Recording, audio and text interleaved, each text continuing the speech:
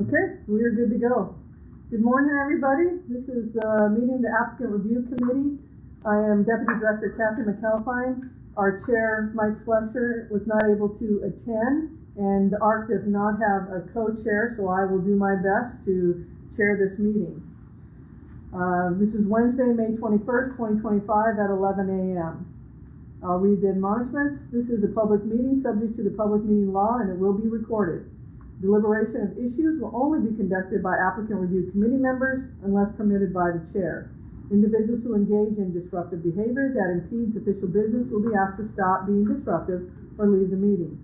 Additional measures may be taken to have a disruptive individuals removed if their continued presence poses a safety risk to the other persons in the room or makes it impossible to continue the meeting.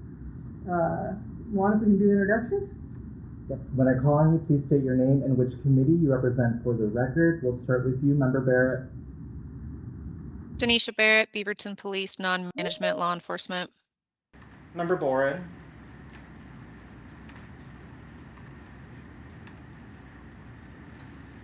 Member Boren, can you hear us? Oh, yes, I apologize. I can, yes. I'm Jeffrey Borton, Parole and Probation Officer here in Lincoln County in Newport, Oregon. Oh, so sorry, Jeffrey. We were actually trying to get introductions going, and we were calling on Member Boren. I apologize.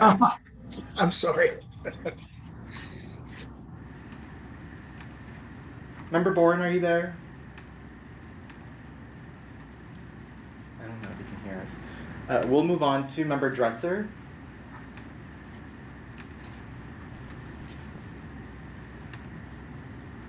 Member Dresser, can you hear us?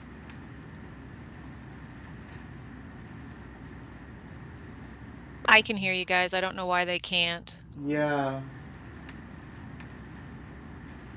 Go ahead.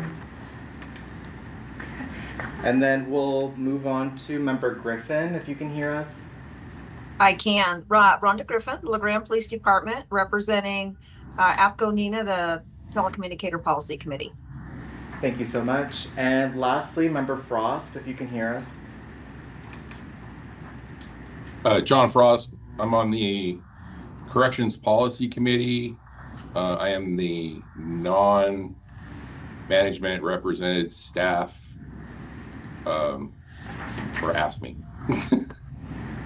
Thank you. Member Bourne, can you hear us? Go ahead and type it in. We'll go ahead and give him just a minute to try and reach him in the chat before we continue with the rest of the business.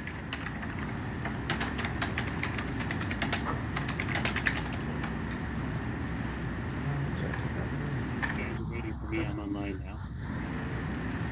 Yes, Member Dresser, we're doing introductions. Can you hear us? Yes, I was having audio problems, but I can hear you now. So Perfect. Kevin Dresser, non-management. And then we'll try Member Boren one last time. I'm on. Thank you. Sorry about that. Can you hear me? Yes, we can. Perfect. All right, thank you. With that, if everybody's had a chance to review the meeting minutes from March 26, 2025, I just need thumbs up or nods of heads for consensus. All right, any objections, any concerns? Great, thank you very much. And at this time, I'm going to turn it over to Cindy Park for the Jeffrey Borton case. Good morning, Cindy Park for the record. We're here today to review Jeffrey Borton, who is for parole and probation. The department received an application for training and criminal history reporting form for Jeffrey Borton, in which he disclosed previous criminal dispositions. On July 25th, 2021, in Yamhill County, Mr. Borton was cited and released for the offenses of driving under the influence and reckless driving. On August 24th, 2021, Borton pled guilty to the DUII charge and entered a DUII diversion program. The reckless driving charge was dismissed. Borton completed the diversion program and the case was dismissed on September 6, 2022. In reviewing the information on the case, the department found sufficient evidence to make a finding of gross misconduct, in that Borton chose to drive a motor vehicle on a public roadway while under the influence of alcohol, running a stop sign at a highway intersection. His actions placed himself, others, and property at risk of harm. The department did not identify sufficient evidence to support a finding of dishonesty. Deputy Director. Okay, Mr. Borton, at this time you are given 5 minutes to provide any mitigating information that you want the committee to hear. Again, this is just your time. We won't ask you any questions, and the clock will just start when you begin. So the floor is all yours. Thank you very much for this opportunity. I sent in a written explanation, but I'll just briefly give a synopsis of it. It was definitely not a lifestyle. It was a poor decision that I was simply guilty of. I found myself packing for a 2-month trip. I was previously an educator for the last 23 years. And I did high school recovery credit in California for 13 consecutive years. I had chosen to drink several glasses of alcohol throughout the previous day and continued into the evening. I didn't realize that the effects were still present. I left early in the morning and had realized unfortunately lately that I had not had anything to eat for probably 24 hours or more. So my hypoglycemia had kicked in, and once again, no excuse. I was somewhat incoherent apparently, and I explained everything in my letter that I take full accountability for my actions. I think how I can actually explain the benefit to this experience was I really learned a lot from going through that embarrassing moment. I had never been in trouble before, and it was something that to this day is extremely embarrassing. However, I can turn it into a good thing. I currently have 40 people on my caseload, and I can explain to them, and I have very transparently, that I understand what it's like to be on probation. I understand what it means to have to go and do UAs and be accountable, and also to own up to when you make a decision, and then simply move forward and not look in the rearview mirror, as my wife always says, but to move forward and to gain the positives from this. I've used it daily when I meet with a client, and I explain to them that none of us are perfect, and you made a mistake, but let's move forward and let's see what we can do to help others, so that maybe we can prevent that from happening in the beginning. I honestly would like to say I wish I would have seen the videos that I was required to watch prior to deciding to drink or even take a chance, because they were extremely informational, beneficial, and to me it was life-changing.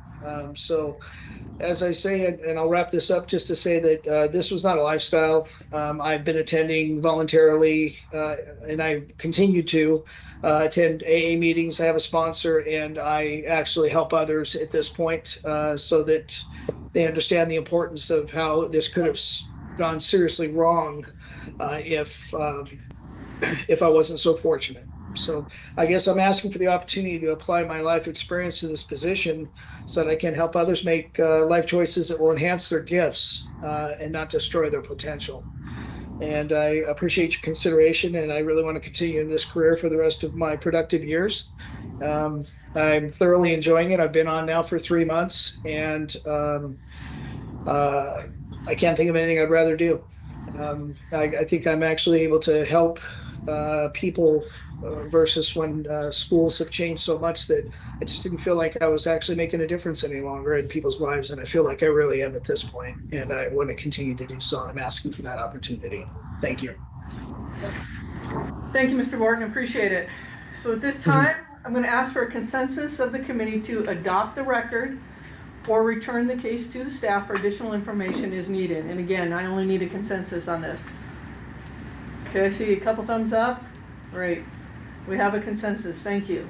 Now, at this time, I'm going to open up the case for discussion. Reminder is to state your name and identify any aggravating or mitigating factors. And the floor is open.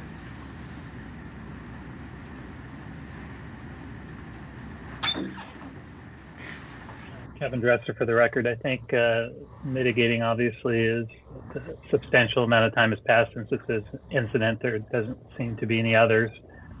He completed the required diversion, and obviously I felt that his statement kind of articulated as kind of one-off situation, and that he certainly learned from it and has even turned that to where his experience can benefit the people he works with now in his current position.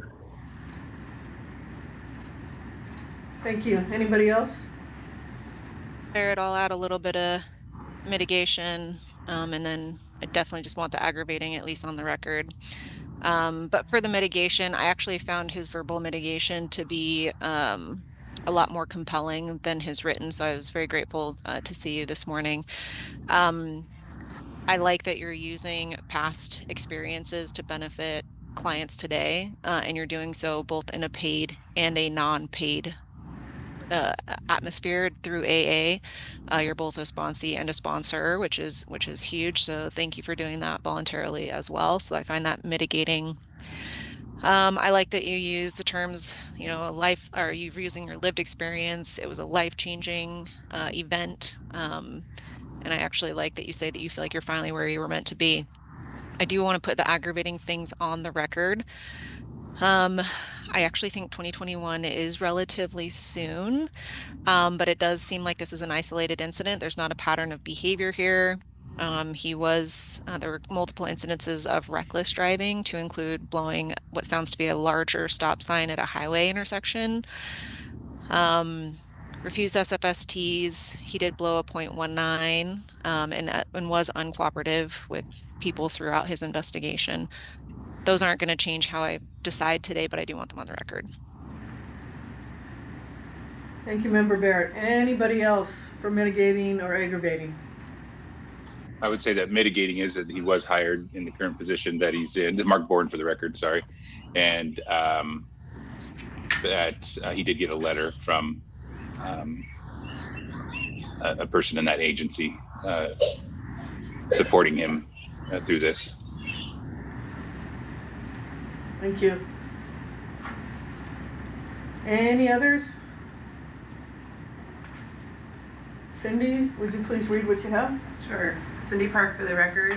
Mitigating a substantial time since the disposition. He completed the diversion. Verbal mitigation today was compelling. The experience statement that he made, that experience can benefit others he's working with in paid and non-paid environments. Lived experience, that he's finally where he's meant to be. That he was hired in his current position, and received a letter of support from his agency. Aggravating, 2021 is actually relatively soon. He refused SFSTs. He had a .19 BAC, and he was non-cooperative with law enforcement. Thank you. Could I get a consensus, maybe a thumbs up, if we captured all of your thoughts? Okay. And now we're going to open up the discussion about whether there was a moral fitness violation. I'm going to remind all of you that the following options for the moral fitness findings identified in the staff report is to affirm, accept as is, modify, you can make changes, or negate, remove all. So I'll call for a motion to affirm, modify, or negate. Barrett, I'll make a motion to affirm staff's decision with misconduct. Mark Bourne for the record, I'll second. Any further discussions? Go ahead. Right, voting on a motion to affirm the moral fitness violations as presented. Committee Member Barrett. Aye. Committee Member Boren. Aye. Committee Member Dresser. Aye. Committee Member Griffin. Aye. And Committee Member Frost. Aye. Motion passed. Thank you. Now, we'll call for a motion to take action or no action. And again, if we can, in your recommendation, you can explain why you're recommending action or no action. Barrett, I would make a motion that we take no action.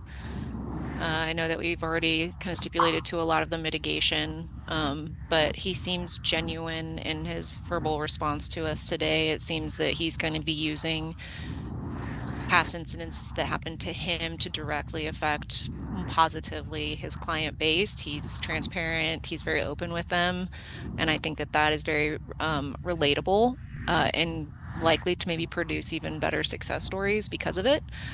So for that reason, I would say we take no action. Rhonda Griffin, for the record, I second that. Thank you. All right, voting on a motion to take no action. Committee Member Barrett, Aye. Committee Member Boren, Aye. Committee Member Dresser, Aye. Committee Member Griffin, Aye.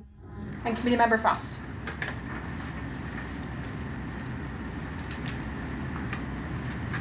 Committee Member Frost, can you hear us?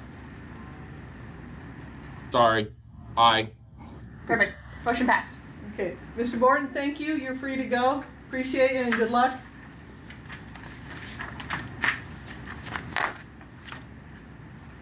Thank you. Okay, moving on. We're going to inquiry closures. If information only, no action required. Cindy?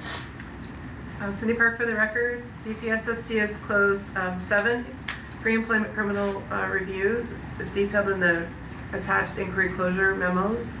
Documents are provided to the committee for informational purposes only, as Oregon Administrative Rule has given DPSST the authority to close the inquiries without committee approval. Deputy Director. Thank you.